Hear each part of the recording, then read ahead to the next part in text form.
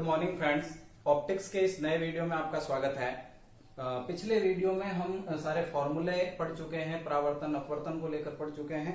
आज हम एक बार उसको रिकेप करना चाह रहे हैं। सबसे पहले हमने आवर्धनता का फॉर्मूला m बराबर ऊंचाइयों के अनुपात के बराबर इसको देखा है, यानी प्रतिबिंब की ऊंचाई बटे बिंब की ऊंचाई के रूप में। और दूसरा हमने इसको बदला भी है कि प्रतिबिंब और बिंब की जो दूरी है उसके रूप में नेगेटिव। और दूसरा हमने पढ़ा है दर्पण सूत्र, और उसमें हमने फोकस दूरी को इन दोनों के योग के बराबर किया था। और आज हम एक और फॉर्मूला आपको बताने जा रहे हैं, लेंस सूत्र। जी हाँ, दर्पण सूत्र और लेंस सूत्र में सिर्फ फर्क इतना सा है कि जहां प्लस है वहां आपको माइनस करना है। और उसके बाद हमने गोलीय पृष्ठ से अपवर्तन का फॉर्मूला पढ़ा है। चाहे पृष्ठ उत्तल हो या फिर पृष्ठ अवतल हो, दोनों के लिए हमने व्युत्पन्न किया है और देखा है कि दोनों के लिए ये फॉर्मूला सेम रहता है। अच्छा, उसके बाद हम आ गए थे लेंस मेकर सूत्र पे, और लेंस मेकर सूत्र कल के वीडियो में हमने व्युत्पन्न करके देखा है ये वाला। अच्छा, इसमें एक चेंज मैं जरा सा करने जा रहा हूं।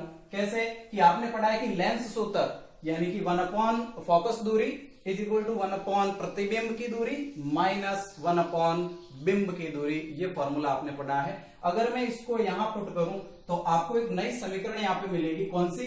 कि 1/v माइनस 1/u। इसको अगर मैं 1/f रख दूं तो लेंस मेकर सूत्र इस फॉर्म में बदल जाएगा, जैसे n21 - 1 और उसके बाद r1 और r2। अच्छा, मेकर सूत्र में हमने देखा है कि दो पृष्ठ हम लेंस के ले रहे थे। पहले पृष्ठ की जो वक्रता त्रिज्या है वो r1 है और दूसरे पृष्ठ की जो वक्रता त्रिज्या है वो r2 है। तो ये लेंस के लिए लागू होगा। हम लोग इन सभी फॉर्मूलों पे आधारित आंकिक प्रश्न करेंगे, लेकिन उससे पहले एक टॉपिक आपको और समझना चाहिए कि गोलीय लेंस से अपवर्तन की वक्रता त्रिज्या r की क्या निर्भरता है गोलीय लेंस के पृष्ठों पे या गोलीय लेंस जो होते हैं उन पर। तो बात को समझिए। सबसे पहले मैं बात कर रहा हूं उत्तल लेंस की, कि आखिरकार जो उत्तल लेंस होता है वक्रता त्रिज्या उस पे किस प्रकार डिपेंड होती है। तो समझिए इसको कि ये जो उत्तल लेंस है ये 3 प्रकार का होता है। असल में पहली बात तो ये कि ये 3 प्रकार का होता है। कौन सा?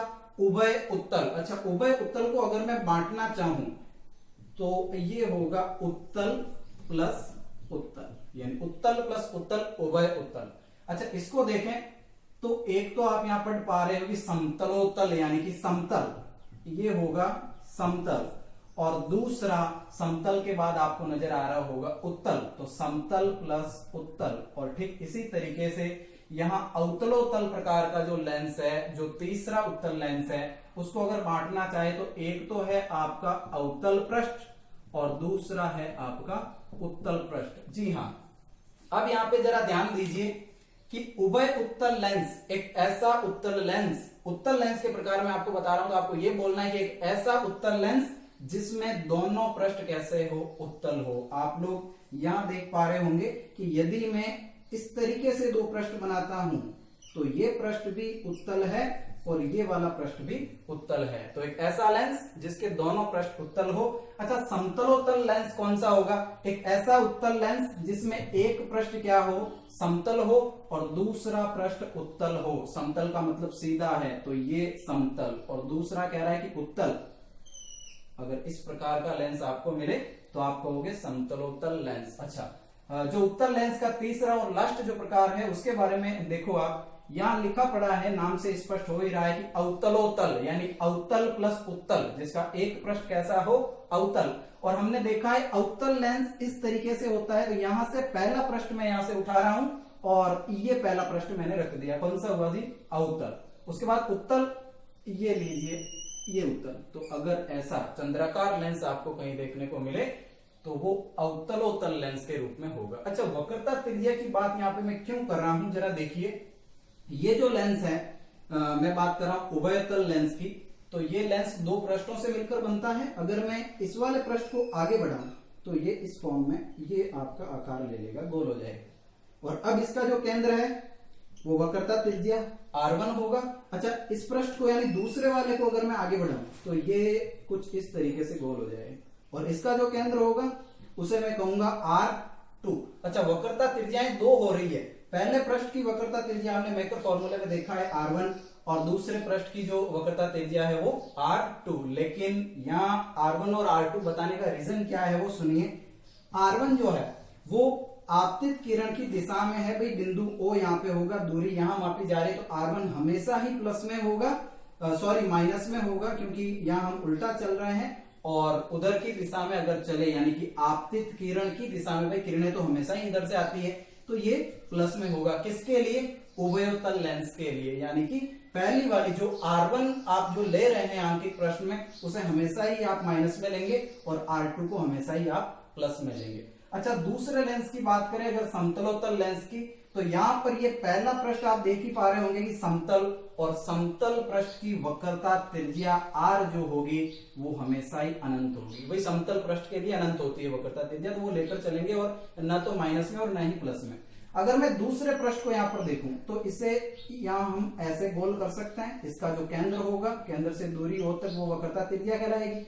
अब ये दूरी होगी वो होगी माइनस में, क्योंकि हम आपतित किरण की ऑपोजिट दिशा में चल रहे हैं। और तीसरा कि अवतलोतल लेंस, अवतलोतल लेंस में इसका भी पृष्ठ इधर ही गोल है और दूसरे वाले का भी पृष्ठ इधर ही गोल है, तो R1 जो होगी वो भी माइनस में होगी और R2 जो होगी वो भी माइनस में होगी। तो यहाँ ये तीनों प्रकार के जो उत्तल लेंस है उसमें आपको किस तरीके से वक्रता त्रिज्या को लेना है, इस बात को आप समझ गए होंगे, ऐसी मेरी आशा है।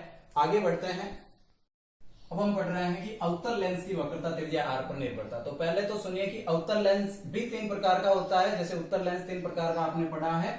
और यहां हम बात कर रहे हैं पहले प्रकार की, यहाँ उभयवतल, यहाँ पे फर्क सिर्फ वह का है कि उभयवतल यानी कि पहला पृष्ठ भी आप देखें तो वो अवतल होगा और दूसरा पृष्ठ भी अवतल होगा, यानी अवतल प्लस अवतल मिलाकर के उभयोवतल होगा।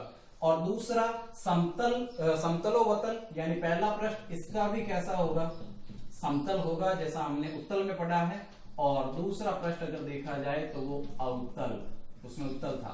और तीसरा उत्तलोवतल, यानी एक तो होगा उत्तल पृष्ठ और दूसरा होगा अवतल पृष्ठ। ये 3 प्रकार के लेंस होते हैं। जैसे यहां अगर इसका डायग्राम बनाना चाहे तो दोनों पृष्ठ उत्तल, सिंपल सा, जिससे हमने बहुत सारे किरण आरेख बनाए हैं। ये पहला पृष्ठ भी आप देख रहे हो अवतल है और दूसरा भी अवतल है।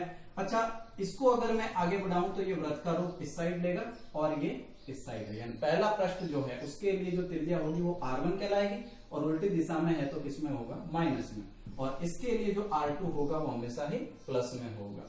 अच्छा, दूसरा समतलोवतल में समतल पृष्ठ है और अवतल पृष्ठ है। किस प्रकार से? ये समतल है और ये आपका अवतल है, ये हो जाएगा समतलोवतल। और ये समतल पृष्ठ है, इसके लिए जो वक्रता त्रिज्या होगी, यानी R1 की मैं बात कर रहा हूं, वो अनंत होगी, समतल के लिए हमेशा ही अनंत होगी। और दूसरा जो पृष्ठ है उसकी त्रिज्या R2 कहलाएगी। और इसको अगर आगे बढ़ाएं तो ये वृत्त का रूप इस साइड लेगा, यानी ये जो होगा वो प्लस में होगा। और तीसरा और अंतिम उत्तल प्लस अवतल। अच्छा, एक पृष्ठ अगर इसका देखा जाए तो वो है अवतल और एक है उत्तल। उत्तल लेंस ये होता है, पहला पृष्ठ अगर मैं यहाँ पे लाऊं तो ये पहला पृष्ठ अवतल, और अवतल का पहला पृष्ठ आप देखो तो वो भी किस रूप में होता है? इस तरीके से, ये लीजिए। तो इस प्रकार का जो लेंस होगा वो उत्तलोवतल कहलाएगा।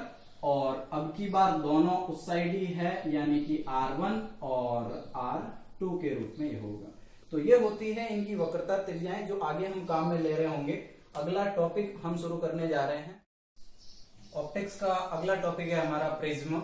और ये जो प्रिज्म युक्ति है, हम इससे बिल्कुल भी अनजान नहीं है, हम इसे जान चुके हैं। तो प्रिज्म, यहाँ पे देखिए प्रिज्म होता क्या है। असल में ये एक त्रिभुजाकार कांच की बनी एक संरचना होती है, और अगर आप इसे पलट के देखो तो ये कुछ इस तरीके का दिखता है। और यहाँ मैंने जो ये फर्स्ट वाली जो आकृति यहाँ पे बना रखी है, ये इसका ये वाला रूप है, यानी कि आप इसे बिल्कुल इस रूप में देख पा रहे हैं। ये जो काट है, अनुप्रस्थ काट जिसे हम कह सकते हैं, वो आपको नजर आ रही है। पीछे का अगर आप दृश्य देखो तो वो इस रूप में है।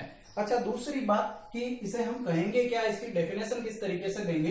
तो प्रिज्म एक ऐसा पारदर्शी भी है और एक प्रकाशिक अवयव है जिसकी 2 सतह कुछ अंश पर झुकी होती है। मतलब क्या हुआ कि एक ऐसा पारदर्शी माध्यम है जिसकी 2 सतह कुछ न कुछ कोण पर झुकी होगी। जैसे कि आप लोग इन 2 सतहों को देख रहे हो, ये कुछ न कुछ कोण पर झुकी हुई है। मतलब ये हुआ, इस कोण को तो हम वैसे कहेंगे कि प्रिज्म कोण।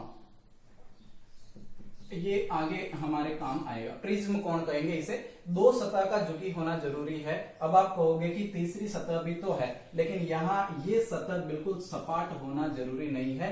ये सतह ऐसी भी हो सकती है, ये सतह ऐसी भी हो सकती है, तो हम इसको काउंट करके नहीं चलेंगे। होती तीन सतह है, लेकिन कोई दो सतहों का अपनी जगह पे फिक्स होना, कुछ कोण पर झुकी होना जरूरी है। ये रहेगा आपका प्रिज्म। अगला जो हमारा टॉपिक है वो रहेगा प्रिज्म से अपवर्तन के लिए सूत्र। हमने लेंसों से अपवर्तन किया है, हमने दर्पण सूत्र व्युत्पन्न किया है, ठीक उसी तरीके से अब बारी आ गई है लेंस के बाद प्रिज्म की। और प्रिज्म से किस प्रकार से अपवर्तन होगा, उसके लिए फॉर्मूला क्या होगा। तो मैंने एक आकृति बना रखी है ABC, जो आप बोर्ड पे देख रहे हैं, और यहां मैंने आपको बताया कि जो कोण बनता है उसे हम कहते हैं फाइनली प्रिज्म कोण। तो ये तो है आपका प्रिज्म कोण। दूसरा देखें कि यदि कोई प्रकाश की किरण इस प्रिज्म पर आपतित होती है तो निसंदेह वो 7 रंगों में बट जाती है, ऐसा हमने सुना है। लेकिन मैं एक श्वेत प्रकाश की किरण की बात करता हूं। ये श्वेत प्रकाश की किरण यहाँ पर आपतित होती है इस पृष्ठ पे, यानी कि प्रिज्म की जो पहली सतह AB आप देख रहे हो वहां पे यह आपतित होती है। और चूंकि यहाँ जो बार वाला जो माध्यम है, हम ऐसा कहते हैं कि ये माध्यम विरल है, यहाँ पे हवा है, अपवर्तनांक N1 मान के चले, कोई बात नहीं। और अंदर जो माध्यम है उस माध्यम को हम सघन कहते हैं, कांच है, माने कि इसका जो अपवर्तनांक है वो N2 है। और बार अगर किरण वापस निकलेगी तो यहाँ भी माध्यम कौन सा है, विरल, जिसका अपवर्तनांक अगर आप देखो तो भी मैं लिख देता हूं यहाँ पर, वो N1 है। चलिए, यहाँ अगर ये पहली सतह पर प्रकाश की किरण आपतित हुई है तो अब इसके साथ क्या होगा, अगर हम अपवर्तन के हिसाब से देखें तो इस सतह पर जो अभिलंब खींचना है वो बिल्कुल यहां होगा, इस तरीके से सतह के लंबवत दोनों और 90 डिग्री का कोण बनाते हुए आएगा। तो ये मैंने खींच दिया यहाँ इस सतह पर अभिलंब जो आप देख रहे हैं। अब चूंकि प्रकाश की किरण विरल माध्यम से सघन माध्यम में जा रही है तो ये अभिलंब की ओर झुकेगी, ऐसा हमने सुना है। तो ये सीधी जाने के बजाय, भाई सीधी अगर जाती तो इस रूप में जाती, सीधी जाने के बजाय अभिलंब की तरफ झुकेगी, मतलब साफ है कि ये किरण कहाँ आ जाएगी, यहाँ इस पृष्ठ पर आ जाएगी। और सघन माध्यम में अभी तक ये चली है। अच्छा, जब आगे की बात करें तो सघन माध्यम से विरल माध्यम में प्रकाश की किरण को जाना है। अब फिर से ये इसका आपतन बिंदु हुआ है। अब ये क्या करेगी कि फिर से अभिलंब से दूर हटेगी। देखिए, विरल से सघन में गई तो अभिलंब की तरफ झुक गई। अच्छा, ये जो अभिलंब आप देख रहे हो इसकी साइड ये झुक गई, जाना ऐसे चाहिए लेकिन झुक गई हल्की सी। और आगे ये सघन से विरल में जाएगी, अभिलंब से दूर हटना है इसको। यहां मैं एक बार अभिलंब की स्थिति बनाता हूं। ये दूसरा जो अभिलंब है इस सतह के लंबवत होगा, तो ये इस रूप में होगा, ये लीजिए, ये अभिलंब है दूसरा, यहां इस बिंदु पे। अच्छा, प्रकाश की किरण को ये चाहिए कि वो अभिलंब से दूर हटेगी, सतह के बाद वाले अभिलंब से दूर हटेगी। तो सतह के बाद अभिलंब ये है, अगर ये ऊपर की साइड उठेगी मतलब ये पास आ गई, लेकिन ये नीचे की तरफ झुकेगी। तो अब आप देख रहे हैं कि सीधी जाती तो एंगल इतना होता, लेकिन ये झुक गई या दूर हट गई इससे, तो कुछ इस रूप में इसने अपना रास्ता तय किया है। चलिए, मैं इस बिंदु को N नाम देता हूं। प्रकाश की किरण को मैं P, Q, R जो भी आप देना चाहे, इसके लिए आप बाध्य नहीं है। P, Q, R मैंने यहाँ पे बोल दिया है, आप इसे कुछ और भी कह सकते हो। अच्छा, अगर मैं यहाँ पे इस कोण की बात करूं तो आप कहोगे कि सर ये आपतन कोण I है, और अगर मैं इस कोण की बात करूंगा तो आप कहोगे कि ये अपवर्तन कोण है R, और दोनों बराबर ऐसी स्थिति हमने कहीं पे पढ़ी है, तो ये कोण R रहेगा। अब इसकी और इसकी बात करनी है तो यहाँ ये जो कोण है इसे आप आपतन कोण I नहीं कहोगे, क्योंकि ये भी तो एक तरीके से अपवर्तन होने के बाद वाला एंगल है, तो मैं इसे भी अपवर्तन कोण कहूंगा, और दोनों में डिफरेंस करने के लिए R1 और R2 बोल दूंगा। अब आगे की बात कि ये जो एंगल आप देख पा रहे हैं ये क्या होगा, तो इसे हम कहेंगे E। नाम क्या होगा, तो ये कहलाएगा निर्गत कोण, निर्गत कोण। अच्छा, प्रिज्म जब आप पढ़ रहे हो तो दो तरीके से आपको याद रखना है कोण। एक तो प्रिज्म कोण आपको अच्छे से याद रखना, और दूसरा निर्गत कोण, यही जो है काम में आएंगे। आपका आपतन कोण है या फिर अपवर्तन कोण है वो तो हम पहले भी पढ़ चुके हैं, कोई खास बात इसको लेकर है नहीं।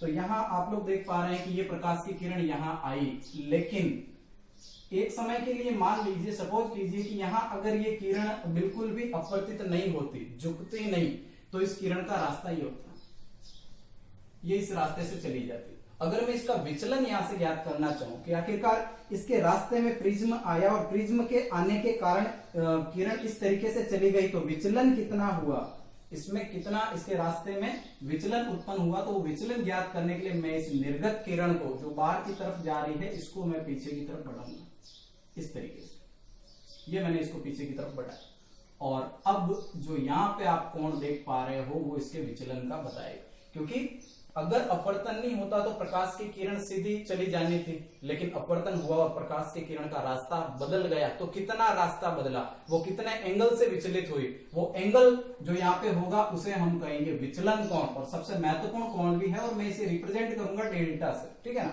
तो एक बार मैं यहाँ लिखता हूं कि जो ए आप लोग देख पा रहे हैं वो आपका प्रिज्म कोण है और ई जो आप देख रहे हैं वो आपका निर्गत कोण है,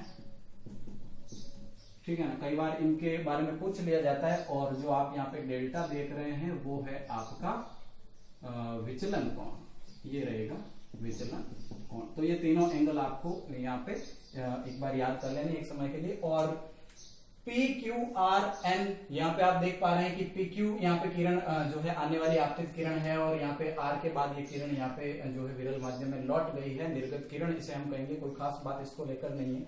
अच्छा, मैं आपसे यदि ये कहूं कि आप इस चतुर्भुज को एक बार देखें, यानी ये बिंदु Q है, Q A R N, एक बार मैं यहां पे नोट करता हूं। अगर आप चतुर्भुज को देखें यानी Q A R N, Q A R N चतुर्भुज यहाँ पे ये बन रहा है। मैं एक बार इसे जरा सा डार्क कर देता हूं आप लोगों की सुविधा के लिए। ये चतुर्भुज यहाँ पे बन रहा है और आपको पता है कि चतुर्भुज के चारों कोणों का योग हमेशा ही 360 डिग्री होता है। तो चारों कोण कौन से बन रहे हैं उनको मैं 360 के बराबर करूंगा, यानी चतुर्भुज के चार कोण आप देख पा रहे हो। पहला कोण ए है, दूसरा कोण, तीसरा कोण और चौथा कोण, और इन चारों कोणों का योग 360 होता है। मैं एक बार नोट करता हूं। पहला तो है कोण ए, दूसरा कोण ए क्यू एन, ये वाला कोण, तो कोण ए क्यू एन, तीसरा कोण क्यू एन आर यानी ये वाला कोण, तो कोण क्यू एन आर, चौथा और लास्ट कोण एन आर ए यानी कि ये वाला कोण, तो प्लस कोण एन आर ए, और चारों कोण मिलाकर के कितने डिग्री हुए जी, 360 डिग्री हुए। उसके बाद अगर आप थोड़ा सा कॉमन सेंस यहाँ पे लगाओ तो ये वाला कोण Q की मैं बात कर रहा हूं कि ए क्यू एन वाला, ये वाला एंगल, और आप ध्यान से देखो तो ये तो था हमारा अभिलंब, और अभिलंब तो हमेशा ही 90 डिग्री पे होता है। तो ये कोण कितना हुआ, 90 डिग्री हुआ। चलिए लिख देता हूं कि कोण ए प्लस ये था आपका 90 डिग्री। उसके बाद मैं बात करूं क्यू एन आर की, क्यू एन आर ये तो हम नहीं निकाल सकते, लेकिन अगर एन आर ए की बात करें, एन आर ए की, तो ये भी तो अभिलंब था, और अभिलंब ये भी कितने डिग्री पे होता है, 90 डिग्री पे। तो मैं लिख देता हूं इसको सेम की क्यू एन आर प्लस ये हुआ आपका कितने डिग्री, 90 डिग्री और 360। अगर मैं 90 डिग्री और 90 डिग्री को जोड़ू तो 180 डिग्री हो जाएगा उधर। तो कोण ए और कोण क्यू एन आर वो रहेगा 180 डिग्री के बराबर। और यदि यहां से मैं कोण ए की बात करूं तो 180 माइनस कोण क्यू एन आर रहेगा, और समीकरण नंबर मैंने बना दिया यहाँ पे 1। अब मैं दूसरी बात करने जा रहा हूं त्रिभुज क्यू आर एन की, यानी त्रिभुज क्यू आर एन, ये वाला जो नीचे की तरफ आप जो त्रिभुज देख पा रहे हो इनकी मैं बात कर रहा हूं। तो इसमें तीनों त्रिभुज के तीनों कोणों का योग हमेशा ही 180 डिग्री होता है, तो मैं इन तीनों कोणों को 180 के बराबर करूंगा। तो यहाँ ये तीनों कोण मैंने ऐड किए, यानी पहला ये वाला जो कोण आप देख रहे हो जिसे मैं R1 कहूंगा, या नाम कहूं तो RQN, और प्लस कोण ये वाला और प्लस कोण ये वाला, ये तीनों कोण 180 डिग्री के बराबर हो गए। और उसके बाद मुझे पता है कि यहाँ ये वाला कोण R1 है और ये वाला कोण R2 है, तो इन दोनों कोणों की जगह मैंने R1 और R2 रखा, और प्लस क्यू एन आर ये रहेगा 180 के बराबर। अच्छा, दूसरा R1 प्लस R2 को मैं देखूं तो वो 180 माइनस क्यू एन आर को मैंने उधर भेजा तो माइनस में हो गया। अच्छा, ये समीकरण नंबर मैंने इसको बोल दिया कि समीकरण है दूसरी। अब मैं समीकरण 1 यानी कि इसकी और समीकरण 2 की मैं तुलना करने के लिए जा रहा हूं। तो समीकरण 1 और समीकरण 2 की तुलना की तो मेरे को ये पता चला कि यहाँ पे ये जो देख रहे हो आपकी 180 माइनस कोण क्यू एन आर ये मिल रहा है मुझे यहाँ भी, और ये यहाँ भी मिल रहा है। अच्छा, दोनों आपस में कैंसिल आउट हो गए, ये अब क्या बचा, इधर से मेरे पास बचा है कोण A और वहां बचा है R1 प्लस R2। तो कोण A रहेगा R1 और R2 के बराबर, मैंने बोल दिया इसे समीकरण नंबर 3। उसके बाद मैं बात करने जा रहा हूं दूसरा त्रिभुज यानी QMR के बारे में। ये जो आप देख रहे हो ऊपर की तरफ QM और R, इस त्रिभुज की मैं बात कर रहा हूं। तो फिर से मैं यहाँ पे क्या करूंगा कि भाई ये जो बार वाला जो कोण आप देख रहे हो यानी कि यहाँ पे आपको डेल्टा नजर आ रहा होगा, मैं इसको एक बार बार लेता हूं आकृति को।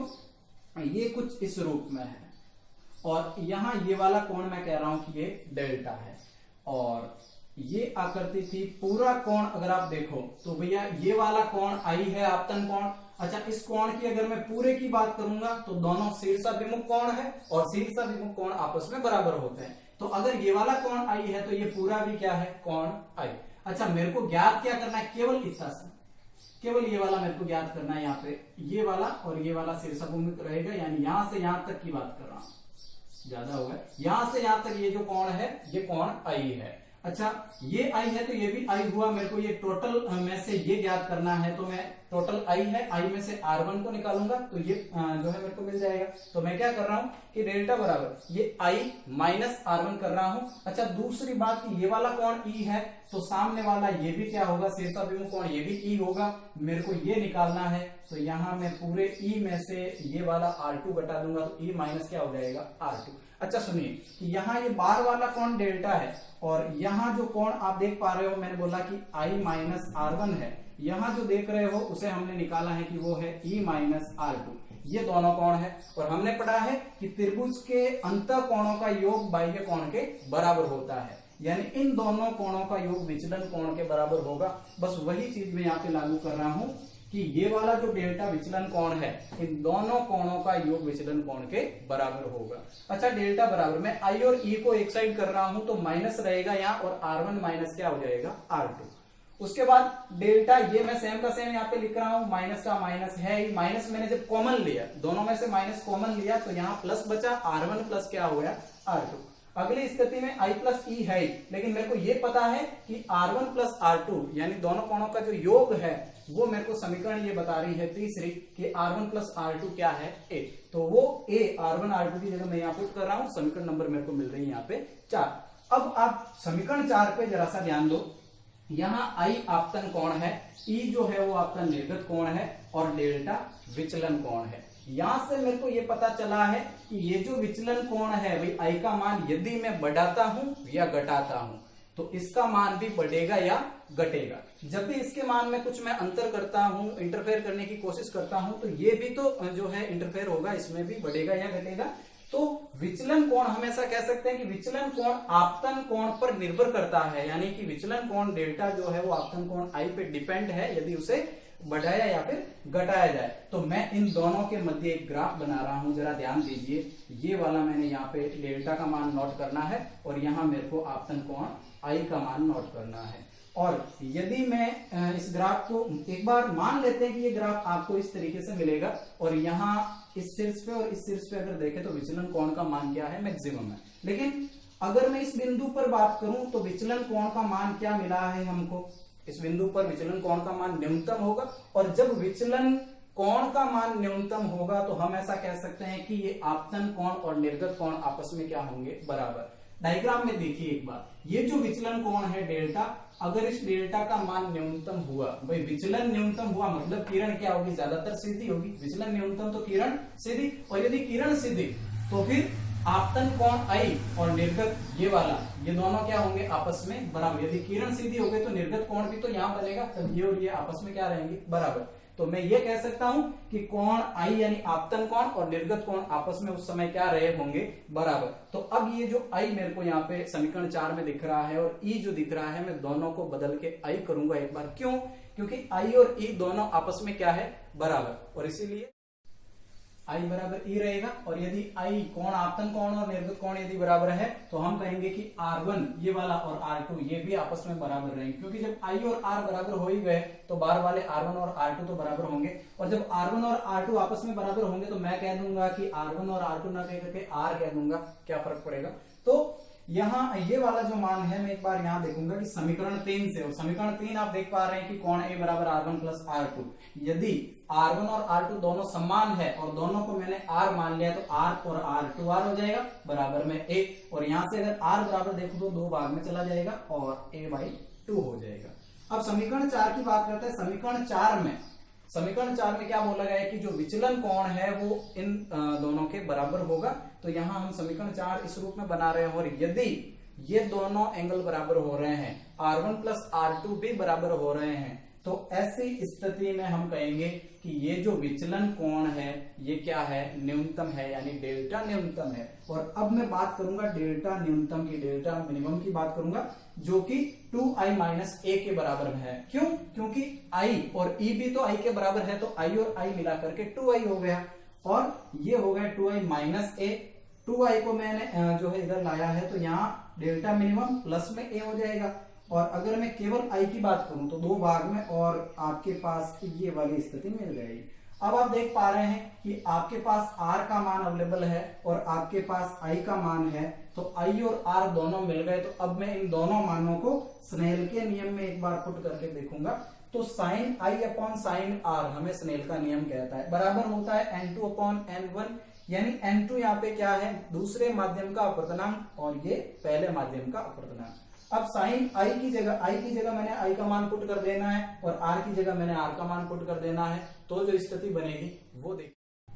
तो अभी जो स्नेल का नियम आप देख पा रहे हैं sine i upon sine r, उसमें हम मान रखते हैं एक बार i व r का मान हमें चूंकि मिल चुका है दोनों, तो हम लोग इसको एक बार स्नेल के नियम में पुट करके देखते हैं।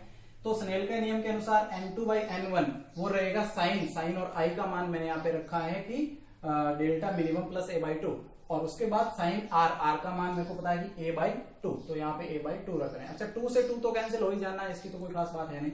और अब यहाँ पे हम थीटा अति सूक्ष्म ले रहे हैं, क्योंकि शुरू से हमें पता है कि अपवर्तन जैसे केस में थीटा सूक्ष्म होना ही है।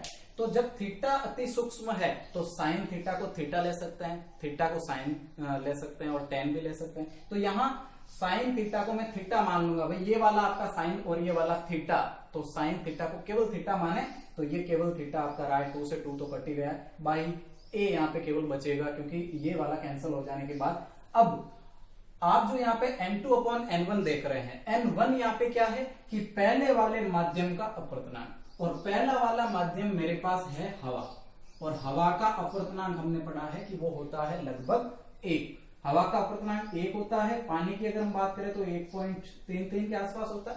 तो वही n1 1 हो जाएगा, तो ऑटोमेटिक हमारे पास क्या बचेगा, n2, और तब n2 को मैं क्या मान लूंगा, केवल n मान लूंगा। तो वो n मैं यहाँ पे रख रहा हूं, डेल्टा मिनिमम प्लस a/a हो जाना है। उसके बाद यदि मैं a को इधर भेजूं तो na बराबर डेल्टा मिनिमम प्लस a हो जाएगा। अब वापस से मैं क्या करूं, इस प्लस a को इधर भेजा तो डेल्टा मिनिमम बराबर क्या हो जाएगा, na माइनस a, और a जब यहाँ से कॉमन आया तो n माइनस 1 यहाँ पे बचा।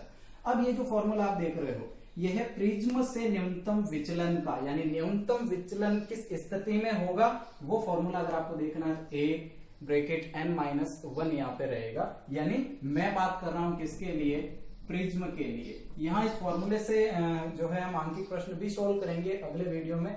उम्मीद करते हैं कि ये वीडियो आपको समझ में आया होगा, और जो भी इसके नोट्स है वो आपको मिल जाएंगे लिंक के माध्यम से। डिस्क्रिप्शन में एक लिंक आपको मिलेगा, वहां से इसके नोट्स आप प्राप्त कर सकते हैं।